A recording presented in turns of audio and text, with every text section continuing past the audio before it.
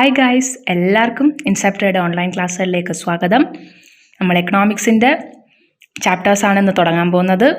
നമ്മുടെ ഇൻട്രൊഡക്ഷൻ ക്ലാസ്സിൽ പറഞ്ഞ കണക്ക് നമ്മുടെ എക്കണോമിക്സിൻ്റെ തിയറീസ് നമുക്ക് സെക്കൻഡ് ഇയറിലേ പഠിക്കാനുള്ളൂ. ഫസ്റ്റ് ഇയറിൽ നമ്മൾ എക്കണോമിക്സിൽ നോക്കുന്നത് ഇന്ത്യൻ എക്കണോമിയെ പറ്റിയാണ്. സോ അതുകൊണ്ട് തന്നെ നമ്മുടെ first chapter Indian economy on the eve of independence. നമുക്ക് ഇൻഡിപെൻഡൻസ് കിട്ടിയതിന് ശേഷം നമ്മുടെ ഇന്ത്യൻ എക്കണോമിയുടെ അവസ്ഥ എന്തായിരുന്നു എന്നുള്ളതാണ് നമ്മൾ ഈ ചാപ്റ്ററിൽ പഠിക്കാൻ പോകുന്നത്. ഈ ചാപ്റ്ററിലെ മെയിൻ കണ്ടൻസ് എന്ന് പറഞ്ഞാൽ ഞാനൊരു ഇൻട്രൊഡക്ഷൻ സെഷൻ ഉദ്ദേശിച്ചിട്ടുണ്ട്. പിന്നെ നമുക്ക് കുറച്ച് സെക്ടേഴ്സിൽ എങ്ങനെയാണ് നമ്മുടെ ഇന്ത്യൻ എക്കണോമി അതിൻ്റെ അവസ്ഥ എന്താണെന്നുള്ളത് ഉണ്ട്. ആൻഡ് ലാസ്റ്റ് ഒരു ചെറിയ സമ്മറി സെക്ഷൻ ഉണ്ട്. ഇത്രയാകുമ്പോഴത്തേക്കും ഈ ചാപ്റ്റർ തീരും. ഒരു ചെറിയ ചാപ്റ്ററാണ്, ബട്ട് നമ്മുടെ ഫസ്റ്റ് ചാപ്റ്റർ ആയതുകൊണ്ട് ഞാനൊരു 2 ക്ലാസ്സായിട്ട് ഡിവൈഡ് ചെയ്തെടുക്കാമെന്നാണ് വിചാരിക്കുന്നത്. സോ നമുക്ക് തുടങ്ങാം. നമ്മുടെ ഇൻട്രൊഡക്ഷൻ സെഷനിൽ first one, the condition of Indian economy during the pre British period.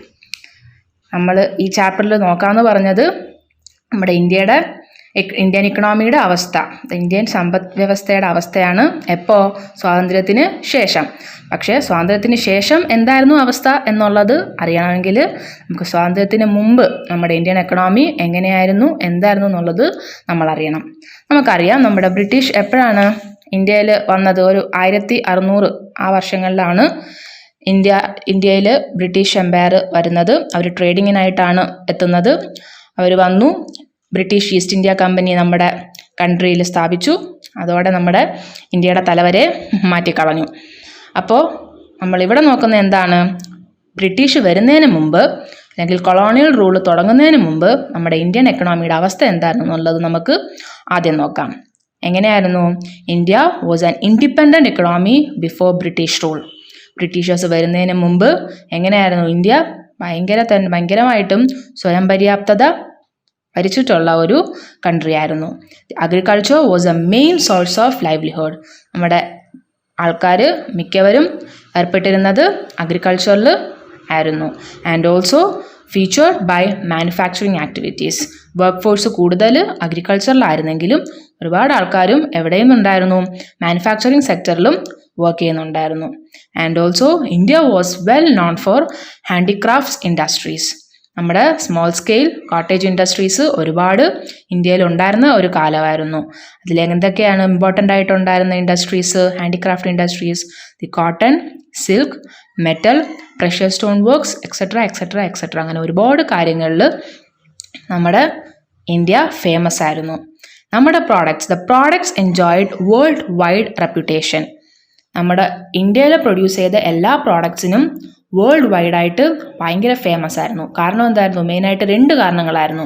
The fine quality of material used and the high standards of craftsmanship. നമ്മുടെ ഓരോ പ്രോഡക്റ്റിനും യൂസ് ചെയ്തിട്ടിരുന്ന ഓരോ റോ മെറ്റീരിയൽസും high quality, it was a best quality raw materials was used. And also അത് produce ചെയ്തിരുന്ന ക്രാഫ്റ്റ്സ്മാനും, അതായത് പ്രൊഡ്യൂസ് ചെയ്യുന്ന ആൾക്കാരായിരുന്നു, അവരെല്ലാം ഹൈലി ടാലൻ്റ് ആയിട്ടുള്ള വ്യക്തികളുമായിരുന്നു. അതുകൊണ്ട് തന്നെ നമ്മുടെ പ്രോഡക്റ്റ്സ് എല്ലാം വേൾഡ് ഫേമസ് ആയിരുന്നു. വൈഡ് റെപ്യൂട്ടേഷൻ ഉണ്ടായിരുന്ന പ്രോഡക്റ്റ്സ് ആയിരുന്നു. അതിൻ്റെ മെയിൻ എക്സാമ്പിളായിട്ട് പറയുന്നതാണ് മുസ്ലിൻ എന്ന് പറഞ്ഞാൽ it is A kind of cotton from Dhaka എന്ന് പറഞ്ഞാൽ ഇപ്പം ബംഗ്ലാദേശിലാണ്, ബട്ട് ബ്രിട്ടീഷ് റൂളിൽ ആ സമയത്ത് നമ്മുടെ ഇന്ത്യയുടെ ഒരു ഭാഗമായിരുന്നു അത്. അപ്പം അവിടെ നിന്ന് കിട്ടിയിരുന്ന കോട്ടൺ, ആ ഒരു ടൈപ്പ് ഓഫ് കോട്ടൺ മുസ്ലിൻ എന്ന് പറഞ്ഞാൽ it was world famous because it was the finest quality cotton available in the whole world. അതുകൊണ്ട് തന്നെ നമ്മുടെ ഓരോ പ്രോഡക്ട്സും നമ്മുടെ ഓരോ മെറ്റീരിയൽസും ഏറ്റവും ബെസ്റ്റ് ആയിരുന്നു. And the Indian economy was best before pre British period. Before the British rule Indian economy was at good stake. But എന്താണ് ഇനി നമ്മൾ നോക്കുന്നത്? എന്താണ് the Indian economy during the colonial rule? Britishers വന്നതിന് ശേഷം നമ്മുടെ ഇന്ത്യൻ എക്കണോമിയുടെ അവസ്ഥ എന്തായി മാറി? ബ്രിട്ടീഷേഴ്സ് ഇന്ത്യയിൽ വന്നതിന് ശേഷം അവർ ബ്രിട്ടീഷ് ഇക്കണോമിക് പോളിസീസ് ഇൻട്രൊഡ്യൂസ് ചെയ്തു. അവരുടെ പോളിസീസ് എല്ലാം എന്തായിരുന്നു? It promoted British interest and harmed Indian interest. British ഇൻട്രസ്റ്റുകൾ പ്രൊമോട്ട് ചെയ്യുകയും എന്നാൽ നമ്മുടെ ഇന്ത്യയുടെ അല്ലെങ്കിൽ ഇന്ത്യൻ പീപ്പിളിൻ്റെ ഇൻട്രസ്റ്റിനെ എല്ലാം ഹാം ചെയ്യുകയും ചെയ്തിട്ടുള്ളൂ. അടുത്ത പോയിന്റ് എന്ന് പറഞ്ഞാൽ ഇമ്പോർട്ടൻ്റ് ആയിട്ടുള്ള ഒരെണ്ണമാണ് നമ്മുടെ ബ്രിട്ടീഷ് ഇക്കണോമിക് പോളിസീസിലുള്ള മെയിനായിട്ടുള്ള 2 objectives, the 2 fold objectives of British economic policies. എന്താണ് അവരുടെ 2 മെയിൻ ഒബ്ജക്റ്റീവ് എന്ന് പറഞ്ഞാൽ ഈ പോളിസി എല്ലാം ഇൻട്രൊഡ്യൂസ് ചെയ്യുന്നതിൻ്റെ? The first one was to use India as a source of raw material for British industries. അപ്പം ബ്രിട്ടീഷേഴ്സ് ഇന്ത്യയിൽ വരുന്ന സമയം എന്ന് പറഞ്ഞാൽ ബ്രിട്ടനിൽ അല്ലെങ്കിൽ യൂറോപ്യൻ കൺട്രീസിലെ ഇൻഡസ്ട്രിയൽ റവല്യൂഷന് മുന്നോടിയായിട്ടുള്ള സമയമായിരുന്നു. സോ അവിടെ ഇൻഡസ്ട്രിയൽ റവല്യൂഷൻ വരണമെങ്കിൽ അവിടുത്തെ ഇൻഡസ്ട്രീസിൽ യൂസ് ചെയ്യാനായിട്ടുള്ള റോ മെറ്റീരിയൽസ് വേണമായിരുന്നു. And at that time India was a source of the cheapest raw materials. അപ്പോൾ അവരുപയോഗിച്ചത് എന്താണ്? നമ്മുടെ കൺട്രിയുടെ റോ മെറ്റീരിയൽസ് എല്ലാം അവരുടെ നാട്ടിലെ ഇൻഡസ്ട്രീസിന് വേണ്ടിയിട്ട് കൊണ്ടുപോയി. ആൻഡ് ഓൾസോ നമ്മുടെ കൺട്രിയിലുള്ള റോ മെറ്റീരിയൽസ് എല്ലാം അങ്ങോട്ട് പോയി കഴിഞ്ഞാൽ പിന്നെ നമുക്ക് പ്രൊഡ്യൂസ് ചെയ്യാനായിട്ട് റോ മെറ്റീരിയൽസ് ഉണ്ടോ? നമ്മുടെ കൺട്രിയിൽ ഇല്ല. അതുകൊണ്ട് തന്നെ എന്താണ്, നമുക്ക് ഡയറക്റ്റ് ഫിനിഷ്ഡ് ഗുഡ്സ് ചെയ്യേണ്ടി വന്നു. അതെന്ത് ചെയ്തു? ബ്രിട്ടീഷേഴ്സ് അവരുടെ നാട്ടിൽ പ്രൊഡ്യൂസ് ചെയ്ത ഫിനിഷ് ഗുഡ്സ് നമ്മുടെ മാർക്കറ്റിൽ കൊണ്ട് സപ്ലൈ ചെയ്യാൻ തുടങ്ങി. അതാണ് second objective, to convert India into a market for goods manufactured in Britain. നമ്മളെ ഇവിടുന്ന് റോ മെറ്റീരിയൽസ് അങ്ങോട്ട് കൊണ്ടുപോവുകയും അവർ പ്രൊഡ്യൂസ് ചെയ്ത ചീപ്പായിട്ടുള്ള ഫിനിഷ്ഡ് ഗുഡ്സ് ഇവിടെ കൊണ്ടുവന്ന് വിൽക്കുകയും ചെയ്യാൻ തുടങ്ങി. ഇതാണ് ബ്രിട്ടീഷ് ഇക്കണോമിക് പോളിസിയുടെ മെയിൻ 2 ഒബ്ജക്റ്റീവ്. ഇത് സ്ഥിരം ചോദിക്കുന്നതാണ്. ഇതൊന്ന് നിങ്ങൾ നോക്കി വെച്ചേക്കണം. ഇനി കൊളോണിയൽ പീരീഡിലുണ്ടായ മറ്റൊരു പ്രശ്നം എന്ന് പറഞ്ഞാൽ നമ്മുടെ കൺട്രീനെ പറ്റി ആരും നോക്കിയില്ല. അവരുടെ കാര്യങ്ങളാണ് നോക്കിയത്. അതുകൊണ്ട് തന്നെ നമ്മുടെ കൺട്രിയുടെ ഇന്ത്യൻ ഇക്കണോമിയിൽ നാഷണൽ ഇൻകമോ പെർ ക്യാപിറ്റ ഇൻകമോ കാൽക്കുലേറ്റ് ചെയ്യാനൊന്നും ആർക്കും സമയം ഉണ്ടായിരുന്നില്ല, താല്പര്യം ഉണ്ടായിരുന്നില്ല. But they were attempts by Indians and few Britishers. അപ്പോൾ അതാണ് നമ്മുടെ last point. No attempts by colonial government to estimate India's national or per capita income. But കുറച്ച് ഇന്ത്യൻസ് ശ്രമിച്ചായിരുന്നു. ആരൊക്കെയാണ്? ആ പേര് നിങ്ങളൊന്ന് ഓർത്ത് വെച്ചേക്കണം, അതും ചോദിക്കാൻ സാധ്യതയുള്ളതാണ്. ദ ഇന്ത്യൻസ് എന്ന് പറയുമ്പോഴത്തേക്കും Dadabhai Naoroji, VKRV Rao and RC Desai ആണ്. ബ്രിട്ടീഷേഴ്സിൽ വില്യം ദിഗ്ബെ ആൻഡ് ഫിൻലെ ഷിറാസ് ഇവരൊക്കെ വരും. ഇവരിലെല്ലാവരിലും VKRV റാവുടെ എസ്റ്റിമേറ്റ് ആണ് ഏറ്റവും പ്രോമിനൻ്റ് ആയിട്ടുള്ളത്. ആ പേര് നിങ്ങൾ പ്രത്യേകിച്ച് ഓർത്ത് വെച്ചേക്കണം, VKRV റാവ്. അപ്പം ഇതൊക്കെയായിരുന്നു നമ്മുടെ ഇന്ത്യൻ എക്കണോമിയുടെ അവസ്ഥ ഡ്യൂറിങ് ദ കൊളോണിയൽ റൂൾ. അപ്പോൾ നമ്മളിപ്പോൾ പഠിച്ചിട്ടുണ്ട് ബ്രിട്ടീഷിൻ്റെ എക്കണോമിക് പോളിസീസ്, 2 എക്കണോമിക് പോളിസി. അപ്പം ഈ എക്കണോമിക് പോളിസി കാരണം തകർന്ന കുറച്ച് ഇൻഡസ്ട്രീസ് ഉണ്ട്, കുറച്ച് സെക്ടേഴ്സ് ഉണ്ട് നമ്മുടെ കൺട്രിയിൽ. അതിൽ ഫസ്റ്റ് മെയിൻ സെക്ടർ എന്ന് പറഞ്ഞാൽ അഗ്രികൾച്ചർ സെക്ടർ. ഈ ഇക്കണോമിക് പോളിസി കാരണം ഏറ്റവും കൂടുതൽ അഫക്റ്റ് ചെയ്തത് നമ്മുടെ അഗ്രികൾച്ചർ സെക്ടറിനെയാണ്. അതെങ്ങനെയാണെന്ന് നമുക്ക് നോക്കാം. Indian economy under colonial rule was fundamentally agrarian. അത് നമുക്കറിയാവുന്ന കാര്യമാണ്. എന്താണ്? ബ്രിട്ടീഷ് റൂളിൽ അല്ലെങ്കിൽ കൊളോണിയൽ റൂൾ സമയത്ത് കൂടുതൽ ആൾക്കാരും അഗ്രികൾച്ചറിലാണ്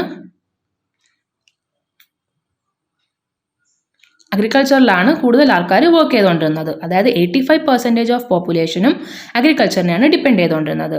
പക്ഷേ the agriculture productivity became low and was under stagnation.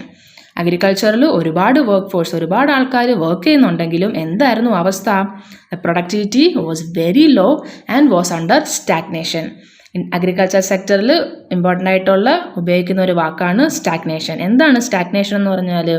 Stagnation എന്ന് പറയുമ്പം നോ മൂവ്മെൻറ്റ്, സ്തംഭനാവസ്ഥ. അതായത് ഗ്രോത്തും ഇല്ല ഡെവലപ്മെൻറ്റും ഇല്ല, അങ്ങനെ തന്നെ നിൽക്കുകയാണ്, വളർച്ച ഒട്ടും തന്നെ ഇല്ല. ഇങ്ങനെ ഈ സ്റ്റാഗ്നേഷൻ, അഗ്രികൾച്ചർ സെക്ടറിൽ ഈ സ്റ്റാഗ്നേഷൻ ഉണ്ടാകാനുള്ള കാരണം എന്തായിരുന്നു?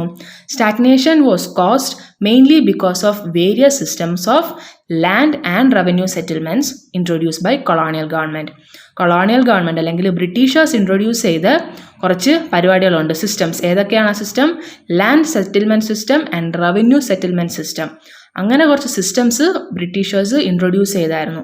അത് കാരണമാണ് അഗ്രികൾച്ചർ സെക്ടറിൽ ഈ ഒരു സ്റ്റാഗ്നേഷൻ ഉണ്ടാകാനുള്ള കാരണം. For example, and the main example was the zamindari system. Zamindar എന്ന് പറയുമ്പോഴത്തേക്കും ഇറ്റ്സ് എ ലാൻഡ് ഓണർ. ഒരു ലാൻഡിലെ ഓണറിനെയാണ് നമ്മൾ ജമീന്ദാർ എന്ന് വിളിക്കുന്നത്. ബ്രിട്ടീഷേഴ്സ് കൊണ്ടുവന്ന ഒരു സിസ്റ്റമായിരുന്നു ജമീന്ദാരി സിസ്റ്റം. എന്ന് പറയുമ്പോഴത്തേക്കും അവർക്ക് കൃത്യമായ സമയത്ത് റവന്യൂ കളക്ട് ചെയ്യണം അല്ലെങ്കിൽ ടാക്സ് കളക്ട് ചെയ്യണം. എന്നാൽ അവിടെ വർക്ക് ചെയ്യുന്ന ഫാമേഴ്സിന് അവരുടെ ക്രോപ്സ് പ്രൊഡ്യൂസ് ചെയ്യാനായിട്ടുള്ള ആവശ്യത്തിനുള്ള ഫണ്ടുണ്ടോ അല്ലെങ്കിൽ ഫെർട്ടിലൈസേഴ്സ് ഉണ്ടോ ഇറിഗേഷൻ ഫെസിലിറ്റി ഉണ്ടോ അതൊന്നും അവർ നോക്കത്തില്ല. അവർക്ക് കൃത്യമായ സമയത്ത് കാശ് കിട്ടിയിരിക്കണം. അതായിരുന്നു ജമീന്ദാർ സിസ്റ്റത്തിൻ്റെ പ്രശ്നം. The profits went to zamindars instead to cultivators. ഒരു ലാൻഡിൽ പ്രൊഡ്യൂസ് ചെയ്യുന്ന പ്രോഡക്റ്റ് കൊണ്ടുള്ള പ്രോഫിറ്റ് എല്ലാം ആരോലോട്ടാണ് പോകുന്നത്? ജമീന്ദാസിലോട്ടാണ് പോകുന്നത്. കൾട്ടിവേറ്റേഴ്സിന് അവരുടെ പ്രോഡക്ട്സ് കൊണ്ട് ഒരു ഉപയോഗവും ഇല്ലാണ്ടായി. The interest of zamindars was only to collect rent without considering economic conditions of cultivators. കൾട്ടിവേറ്റേഴ്സിന് അവരുടെ പ്രോഡക്ട്സ് പ്രൊഡ്യൂസ് ചെയ്യാനായിട്ടുള്ള കാശുണ്ടോന്നോ ഇല്ലയോന്നോ ഒന്നും അറിയേണ്ട ആവശ്യം ആർക്കില്ല? ജമീന്ദാസിൻ്റെ അല്ല. അവർക്ക് കൃത്യമായ സമയത്ത് റെന്റ് കിട്ടിയിരിക്കണം, അല്ലെങ്കിൽ റവന്യൂ അവർക്ക് കൃത്യമായ സമയത്ത് കളക്ട് ചെയ്തിരിക്കണം. ഇങ്ങനെയൊക്കെയുള്ള ഒരു സിസ്റ്റം കാരണമാണ് നമ്മുടെ അഗ്രികൾച്ചർ സെക്ടറിൽ ഈ ഒരു സ്റ്റാഗ്നേഷൻ ഉണ്ടാകാനുള്ള കാരണം. ആൻഡ് ഓൾസോ അഗ്രികൾച്ചർ സെക്ടറിൽ എന്തായിരുന്നു? There was inadequate technology, lack of irrigation facilities and fertilisers contributed to low level of agriculture productivity. Agriculture productivity കുറയാനായിട്ടുള്ള മറ്റു കാരണങ്ങൾ എന്തൊക്കെയാണ്? ഇന്നാഡിക്വേറ്റ് ടെക്നോളജി വളരെ മോശമായിരുന്നു. ഇറിഗേഷൻ ഫെസിലിറ്റീസ് ഒട്ടും തന്നെ ഇല്ല. ഫെർട്ടിലൈസേഴ്സും അവൈലബിൾ അല്ല. ഇതെല്ലാം കാരണം അഗ്രികൾച്ചർ പ്രൊഡക്ടിവിറ്റി വളരെ കുറവായിരുന്നു. It was very low. പിന്നെ ഉള്ള അഗ്രികൾച്ചർ സെക്ടറിലുള്ള ഒരു മെയിൻ ആയിട്ടുള്ള ഇമ്പോർട്ടൻ്റ് ആയിട്ടുള്ള പോയിൻ്റാണ്, സ്റ്റാഗ്നേഷന് ശേഷം വരുന്ന ഇമ്പോർട്ടൻ്റ് ആയിട്ടുള്ള പോയിൻ്റാണ് കൊമേഴ്ഷ്യലൈസേഷൻ ഓഫ് അഗ്രികൾച്ചർ. എന്താണ് commercialisation of agriculture? Instead of producing food crops, farmers were insisted to produce cash crops which were ultimately used by British for their development. അപ്പോൾ നമ്മുടെ കൺട്രിയിൽ ഫാർമേഴ്സ് മെയിനായിട്ട് പ്രൊഡ്യൂസ് ചെയ്തുകൊണ്ടിരുന്നത് ഏതായിരുന്നു? ഫുഡ് ക്രോപ്സ് ആയിരുന്നു. Food crop എന്ന് പറഞ്ഞാൽ എന്താണ്? It was produced four family consumption. അതായത് പ്രൊഡ്യൂസ് ചെയ്യുന്ന ഫാർമറും അയാളുടെ ഫാമിലിക്കും കൺസ്യൂം ചെയ്യാനായിട്ട് ആവശ്യമുള്ള കാര്യങ്ങളായിരുന്നു അയാൾ പ്രൊഡ്യൂസ് ചെയ്തുകൊണ്ടിരുന്നത്. എന്നാൽ ബ്രിട്ടീഷേഴ്സ് വന്നിട്ട് എന്താണ് അവർ ചെയ്തത്? എന്ത് ക്രോപ്സ് പ്രൊഡ്യൂസ് ചെയ്യാനായിട്ട് അവരെ കൂടുതൽ ഇമ്പോർട്ടൻസ് കൊടുത്തു? ഫുഡ് ക്രോപ്സിന് പകരം ക്യാഷ് ക്രോപ്സ് പ്രൊഡ്യൂസ് ചെയ്യാനായിട്ട് ഇൻസിസ്റ്റ് ചെയ്തു. ക്യാഷ് ക്രോപ്സ് എന്ന് പറഞ്ഞാൽ it is the crops which were directly sold in market for profit. മാർക്കറ്റിൽ നേരിട്ട് വിൽക്കാൻ വേണ്ടിയിട്ടുള്ള പ്രോഡക്റ്റ്സ് ആയിരുന്നു. ക്യാഷ് ക്രോപ്സിൻ്റെ നമ്മുടെ ഇന്ത്യയിലെ മെയിൻ ക്യാഷ് ക്രോപ്പ് എന്ന് പറഞ്ഞാൽ കോട്ടൺ ആയിരുന്നു. അതായത് ബ്രിട്ടീഷേഴ്സിന് എന്താണ് വേണ്ടത്? അവരുടെ ഇൻഡസ്ട്രീസിൽ വേണ്ടിയിട്ടുള്ള റോ മെറ്റീരിയൽസ് ആയിരുന്നു. അവിടെ ഒരുപാട് കോട്ടൺ മിൽസ് ഉണ്ടായിരുന്നു. അപ്പോൾ അവർക്കൊക്കെയുള്ള റോ മെറ്റീരിയൽ എന്ന് പറഞ്ഞാൽ കോട്ടൺ. നമുക്ക് ഇവിടുന്ന് അതുകൊണ്ട് തന്നെ കൂടുതൽ കോട്ടൺ പ്രൊഡ്യൂസ് ചെയ്യാനായിട്ട് ഫാർമേഴ്സിനെ ഇൻസിസ്റ്റ് ചെയ്തു. അപ്പോൾ cotton, spice, tea, sugar cane, rubber ഇതൊക്കെയാണ് മെയിനായിട്ടുള്ള ക്യാഷ് ക്രോപ്സ്. അപ്പം കൊമേഴ്ഷ്യലൈസേഷൻ എന്ന് പറഞ്ഞാൽ എന്താണ്? ഫാമിലിയുടെ കൺസപ്ഷന് വേണ്ടിയിട്ടുള്ള ഫുഡ് ക്രോപ്സ് മാറ്റിവെച്ചിട്ട് കൊമേഴ്ഷ്യലൈസേഷൻ, അതായത് കൊമേഴ്ഷ്യലി വിൽക്കാൻ പറ്റുന്ന അല്ലെങ്കിൽ മാർക്കറ്റിൽ വിൽക്കാൻ പറ്റുന്നതായിട്ടുള്ള ക്യാഷ് ക്രോപ്സ് പ്രൊഡ്യൂസ് ചെയ്യാനായിട്ട് ഫാമേഴ്സിനെ ഇൻസിസ്റ്റ് ചെയ്തു. അതാണ് അഗ്രികൾച്ചർ സെക്ടറിൽ ഉണ്ടായിട്ടുള്ള ഒരു main point, commercialisation of agriculture. പിന്നെ ഇന്ത്യൻ അഗ്രികൾച്ചർ ഫേസ് ചെയ്ത മെയിൻ പ്രോബ്ലംസ് എന്തൊക്കെയായിരുന്നു? ലോ ഇൻവെസ്റ്റ്മെൻറ്റ്, പൈസ ഇൻവെസ്റ്റ് ചെയ്തത് കുറവായിരുന്നു ഇൻ അഗ്രികൾച്ചർ സെക്ടർ.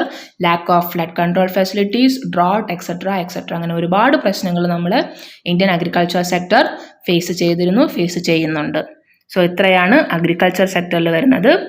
ഇനി നമുക്ക് അടുത്ത സെക്ടറിലേക്ക് പോകാം, and that is industrial sector. വ്യവസായ മേഖല എങ്ങനെയാണ് നമ്മുടെ ബ്രിട്ടൻ എക്കണോമിക് പോളിസീസ് അഫക്റ്റ് ചെയ്തതെന്ന് നമുക്ക് നോക്കാം. India could not develop a sound industrial base under the colonial rule. Agriculture സെക്ടറിൽ എന്തായിരുന്നു അവസ്ഥ? അത് തന്നെയാണ് ഇൻഡസ്ട്രിയൽ സെക്ടറിലെ അവസ്ഥ. കൊളോണിയൽ പീരീഡിൽ ഒരു സൗണ്ട് ഇൻഡസ്ട്രിയൽ ബേസ് ക്രിയേറ്റ് ചെയ്യാനായിട്ട് അല്ലെങ്കിൽ ഡെവലപ്പ് ചെയ്യാനായിട്ട് നമുക്ക് ഇന്ത്യക്ക് സാധിച്ചിരുന്നില്ല. The colonial government deindustrialised India in 2 fold. Industrialisation എന്ന് പറഞ്ഞാൽ എന്താണ്? ഇൻഡസ്ട്രിയൽ സെക്ടറിൻ്റെ മെയിൻ പരിപാടി എന്താണ്? മാനുഫാക്ചറിങ്. നമ്മുടെ കൺട്രിയിൽ മാനുഫാക്ചറിങ് അവർ സമ്മതിച്ചായിരുന്നോ? ഇല്ല. മാനുഫാക്ചർ ചെയ്യണമെങ്കിൽ നമുക്കൊരു സാധനം പ്രൊഡ്യൂസ് ചെയ്യണമെങ്കിൽ എന്ത് വേണമായിരുന്നു? റോ മെറ്റീരിയൽസ് വേണമായിരുന്നു. ഇന്ത്യയുടെ റോ മെറ്റീരിയൽസ് ഉണ്ടായിരുന്നോ? ഇല്ല. അത് റോ മെറ്റീരിയൽസ് ഫുള്ള് വെളിയിലേക്ക് എക്സ്പോർട്ട് ചെയ്യുകയായിരുന്നു. എന്നിട്ട് നമ്മളെ കൊണ്ട് യൂസ് ചെയ്യിപ്പിച്ചത് എന്ത് പ്രോഡക്റ്റ്സ് ആണ്? അവിടുന്ന് വന്ന ഇമ്പോർട്ട് ചെയ്യിപ്പിച്ച ഫിനിഷ്ഡ് ഗുഡ്സ് ആയിരുന്നു. അതുകൊണ്ട് തന്നെ ഇന്ത്യയിൽ ഇൻഡസ്ട്രിയലൈസേഷനെ അവർ പ്രൊമോട്ട് ചെയ്യുകയല്ല ചെയ്തത്, പകരം എന്താണ് ചെയ്തത്? ഇന്ത്യനെ ഡീഇൻഡസ്ട്രിയലൈസ് ചെയ്തു. എങ്ങനെ? In 2 fold. നമ്മൾ നേരത്തെ പഠിച്ച കാര്യം തന്നെയാണ്. ഏത്? It exporter of raw materials, it turned India into an exporter of raw materials and consumers of imported finished goods. നമ്മുടെ ഉണ്ടായിരുന്ന റോ മെറ്റീരിയൽസിനെ എക്സ്പോർട്ട് ചെയ്തിട്ട് നമ്മളെ കൊണ്ട് ഫിനിഷ്ഡ് ഗുഡ്സ് ഇമ്പോർട്ട് ചെയ്യിപ്പിച്ചു. ഇതാണ് colonial government deindustrialisation method. The decline of handicraft industries created massive unemployment in India. Handicraft industries മൊത്തത്തിൽ തകിടം മറിഞ്ഞു. ഒരു കാര്യങ്ങൾ ഉണ്ടാക്കൊണ്ടിരുന്ന ആൾക്കാർക്ക് മറ്റൊരു ജോലിയിലേക്ക് പോകാൻ അവർക്ക് ബുദ്ധിമുട്ടായിരുന്നു. അതുകൊണ്ട് തന്നെ എന്താണ്? അൺഎംപ്ലോയ്മെൻറ്റ് ഭയങ്കരമായിട്ടും ഇന്ത്യയിൽ കൂടാൻ തുടങ്ങി. There was no capital goods industries to help promote further industrialization in India. Cash crops അവർ പ്രൊഡ്യൂസ് ചെയ്യാൻ സമ്മതിക്കുള്ളായിരുന്നു. അതോടൊപ്പം തന്നെ ക്യാപിറ്റൽ ഗുഡ്സ് എന്ന് പറഞ്ഞാൽ എന്താണ്? They are the goods that are used in the production of other products. മറ്റ് products ഉണ്ടാക്കാൻ വേണ്ടിയിട്ട് നമുക്ക് വേണ്ടി വരുന്ന ഗുഡ്സിനെയാണ് ക്യാപിറ്റൽ ഗുഡ്സ് എന്ന് പറയുന്നത്. എക്സാമ്പിൾ മെഷീനറി, അല്ലെങ്കിൽ ഇലക്ട്രിക്കൽ എക്യുപ്മെൻറ്റ്സ്, അല്ലെങ്കിൽ പ്രിൻറ്റിംഗ് ആൻഡ് പാക്കേജിംഗ് എക്യുപ്മെൻറ്റ്സ്, അതുപോലുള്ള മെഷീനറിയും എക്യുപ്മെൻറ്റ്സിനെയൊക്കെയാണ് നമ്മൾ ക്യാപിറ്റൽ ഗുഡ്സ് എന്ന് പറയുന്നത്. അതുപോലുള്ള ഒരു ക്യാപിറ്റൽ ഗുഡ്സും നമ്മുടെ ഇന്ത്യയിൽ ഡെവലപ്പ് ആവാൻ അവർ സമ്മതിച്ചില്ല. There was no capital good industries to help promote further industrialisation in India. പിന്നെ ആകെ വന്നതെന്ന് പറഞ്ഞാൽ during the second half of 19th സെഞ്ച്വറിയിൽ സെക്കൻഡ് ഹാഫ് ആയപ്പോഴാണ് ഒരു ചെറിയ മാറ്റം നമ്മുടെ ഇൻഡസ്ട്രിയൽ സെക്ടറിൽ ഉണ്ടായത്. എങ്ങനെ? The modern industry began to take root in India. നമുക്ക് രണ്ട് മെയിനായിട്ടുള്ള ടെക്സ്റ്റൈൽ ഇൻഡസ്ട്രികൾ വരാൻ തുടങ്ങി ഇന്ത്യയിൽ. The cotton textile industry in Maharashtra and Gujarat and the jute textile mills in Bengal. ചെറിയ രീതിയിലുള്ള ഒരു മാറ്റമായിരുന്നു സെക്കൻഡ് ഹാഫ് ഓഫ് 19th സെഞ്ച്വറിയിൽ നമ്മൾ കണ്ടത്. ആൻഡ് ദ മെയിൻ ടേൺ നമ്മുടെ കൺട്രിയിലെ ഇൻഡസ്ട്രിയൽ സെക്ടറിൽ ഒരു പ്രധാനപ്പെട്ട നാഴികക്കല്ലായിരുന്നു 1907 ജംഷഡ്ജി ടാറ്റ ഇൻകോർപ്പറേറ്റ് ചെയ്ത അല്ലെങ്കിൽ തുടങ്ങിയ the Tata iron and steel company TISCO. അത് നിങ്ങൾ നോക്കണം. നമ്മൾ 1907 the Tata iron and steel company TISCO was incorporated in India. Okay, അത് നിങ്ങൾ നോക്കേണ്ട ഒരു പോയിന്റാണ്. ആൻഡ് ദെൻ ഇത്രയൊക്കെ ഉണ്ടായിരുന്നെങ്കിലും എന്തായിരുന്നു അവസ്ഥ? The growth rate of new industrial sector and its contribution to GDP remained small. ഇത്രയൊക്കെ തന്നെ ഉണ്ടായിരുന്നെങ്കിലും കോൺട്രിബ്യൂഷൻ എന്തായിരുന്നു? GDPയിലേക്കുള്ള കോൺട്രിബ്യൂഷൻ ഇൻഡസ്ട്രിയൽ സെക്ടറിൽ നിന്ന് പിന്നെയും വളരെ കുറവായിരുന്നു. GDP എന്താണെന്നുള്ളത് നിങ്ങൾ നെക്സ്റ്റ് ക്ലാസ്സുകളിൽ അടുത്ത ചാപ്റ്ററുകളിൽ പഠിക്കും. അത് നമുക്ക് അപ്പം നോക്കിയാൽ മതി. ഇപ്പോഴത്തേക്കും ഇത്രയും മനസ്സിലാക്കിയാൽ മതി. എന്താണ് ഇൻഡസ്ട്രിയൽ സെക്ടറിൽ ഇങ്ങനെ ചെറിയ ചെറിയ ഇൻട്രൊഡക്ഷൻസ് ഉണ്ടായിരുന്നെങ്കിലും മൊത്തത്തിലുള്ള ഗ്രോത്ത് വളരെ മോശമായിരുന്നു. പിന്നെ ലാസ്റ്റ് ഇൻഡസ്ട്രിയൽ സെക്ടറിൽ നമുക്ക് നോക്കാനുള്ളത് പബ്ലിക് സെക്ടറിൻ്റെയാണ്. എന്താണ്? The area of operation of public sector limited in railways, power generation, communications, ports and some other departmental undertakings. Public sector എന്ന് പറയുമ്പോൾ ഗവൺമെൻറ് എല്ലായിടത്തും കയറി ഇടപെട്ടായിരുന്നോ? ഇല്ല. അവർ കുറച്ച് കാര്യങ്ങൾ, ചില കാര്യങ്ങളിൽ മാത്രമേ പബ്ലിക് സെക്ടറിൽ ഇടപെട്ടുള്ളൂ. So their functions was limited. എവിടെയൊക്കെ? റെയിൽവേസ്, അല്ലെങ്കിൽ പവർ ജനറേഷൻ, കമ്മ്യൂണിക്കേഷൻ, പോർട്സ്, അല്ലെങ്കിൽ ചെറിയ ഡിപ്പാർട്ട്മെൻറ്റ്സ്. അതിലെ മാത്രമേ ഗവൺമെൻറ് നോക്കിയുള്ളായിരുന്നു. ബാക്കിയുള്ള കാര്യങ്ങളിൽ ഗവൺമെൻറ് അധികം ഇടപെട്ടില്ല. സോ ഇത്രയാണ് നമ്മുടെ ഇൻഡസ്ട്രിയൽ സെക്ടറിൽ അഫക്റ്റ് ചെയ്തത്. ഇൻഡസ്ട്രിയൽ സെക്ടറിൽ ബ്രിട്ടീഷ് ഇക്കണോമിക് പോളിസി കാരണം ഇങ്ങനെയൊക്കെ രീതിയിലാണ് ഇൻഡസ്ട്രിയൽ സെക്ടറിനെ അഫക്റ്റ് ചെയ്തത്, ഇന്ത്യൻ എക്കണോമിയുടെ ഇൻഡസ്ട്രിയൽ സെക്ടറിനെ. സോ നമ്മുടെ ഇന്നത്തെ ക്ലാസ്സിലേക്ക് ഇത് രണ്ടും മാത്രം മതി. നമ്മുടെ മെയിനായിട്ട് ബ്രിട്ടീഷ് ഇക്കണോമിക് പോളിസി അഫക്റ്റ് ചെയ്തത് അഗ്രികൾച്ചർ സെക്ടറിനെയും ഇൻഡസ്ട്രിയൽ സെക്ടറിനെയുമാണ്. ബാക്കി നമുക്ക് അടുത്ത ക്ലാസ്സിൽ നോക്കാം. അതുവരെ എല്ലാവർക്കും ബൈ ഗായ്സ്.